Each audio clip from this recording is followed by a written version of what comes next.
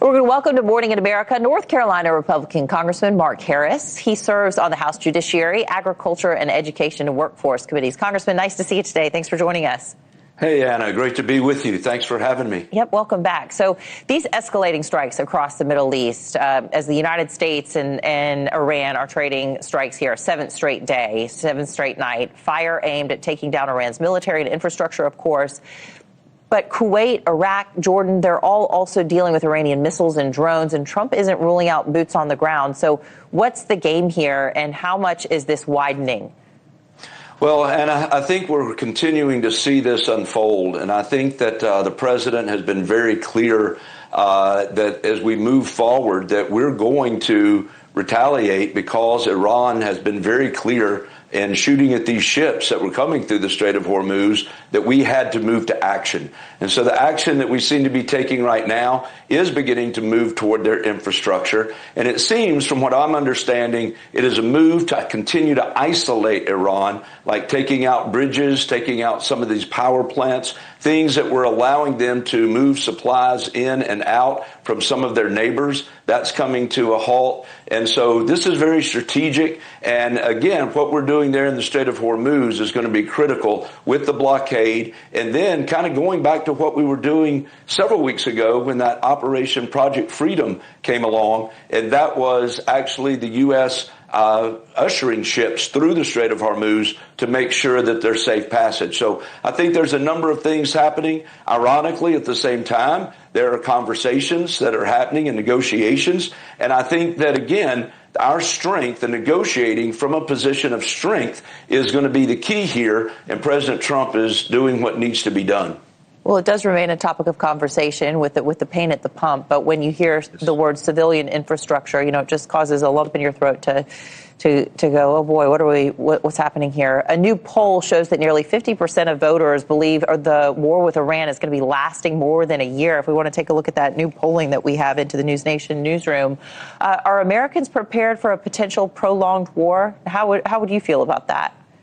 Well, I don't think anybody wants a prolonged war. President Trump's made it very clear that he's not into forever wars, and this is not going to be one of them. I understand hearing from a military strategist just yesterday that, when we pushed the pause button in April, many military strategists felt like that we were probably within 2 weeks of kind of finishing them off, if you will, and what needed to be done. So when we hit that pause button, they've taken certain steps to go back in and kind of dig out and get some of their missiles out. Those are now rich targets, and we're continuing to carry out the battle. So my hope is it's not going to be a prolonged war. It is something that if we just unleash our power that we have, and continue to apply this economic pressure with the blockade, that we're going to get them to perhaps be more serious. Or ultimately, you mentioned earlier, the president has not ruled out boots on the ground. I heard him say in an interview earlier this week that we have ways of doing that and other people that would be the boots on the ground. So I think we're just going to have to see, again, how it unfolds as we move forward. Okay, well, while we've got you here, we want to, kind of go around the horn on several of the top topics of conversation today. One of those is this big rally that's happening, the People versus the Powerful tour. There's a stop in Detroit today, and the Democratic Michigan senatorial candidate Abdul El Sayed is going to be joining the likes of Bernie Sanders and AOC here. How do Republicans counter the rise in progressive and socialist Democrats? Well, I think right now Republicans are kind of watching what's unfolding in the Democratic Party because it is mass confusion. I mean, you look at Michigan, you've got the Bernie Sanders and the AOC style candidate and El Sayed that is running against a traditional liberal in that primary, and they're duking it out in a serious way. She seems to have all the money. He seems to say that he's got the grassroots. And so they're going to duke it out. But look, when you look at the things that have happened in New York, it is clear that the Democratic Party is not the Democratic Party of my grandfather or even my dad. It has changed dramatically. And they're getting a stronghold. I mean, these Democratic socialists that really are communist, and we just need to call it what it is, they're getting a stronger and stronger hold. Michigan is a very interesting state because President Trump did quite well there. I think Mike Rogers, who's going to be the presumptive Republican nominee for the Senate after that August 4th primary, is going to be in a strong position because really and truly, you're seeing an incredible split in that Democratic Party, and they're really selling out more and more as Bernie Sanders and AOC get more and more strength. Okay, on to this now, Congressman. Homeland Security Secretary Mark Wayne Mullen, he's vowing to pursue voter fraud cases after President Trump claimed that China and other foreign nations interfered in the 2020 U.S. elections. Listen to this.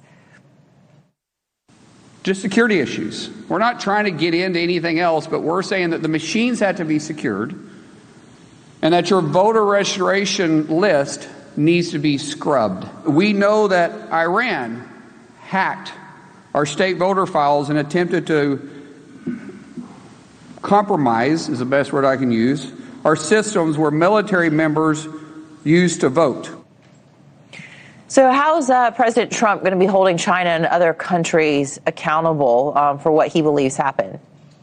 Well, we'll wait to see how he's going to hold any other countries accountable for what they've done. I think what we've got to do is look in our own house and make sure that we are doing everything to make our elections secure. That's the reason President Trump has said again and again, we've got to pass the Save America Act. The United States House of Representatives has done it multiple times. We're now going to make it part of reconciliation, it appears, as we get back next week, Reconciliation 3.0, send it over to the Senate and hope that we can get it through there. So we've got to secure our own elections here. But what Secretary Mark Wayne Mullen made clear was that we do have issues, and the president made it clear in his speech the other night. 220 million Americans had their information compromised by the Chinese government. He also brought out, and we're going to hear more from Mark Wayne Mullen about this in the days ahead, I think more than 250,000 non-citizens registered to vote in 4 states,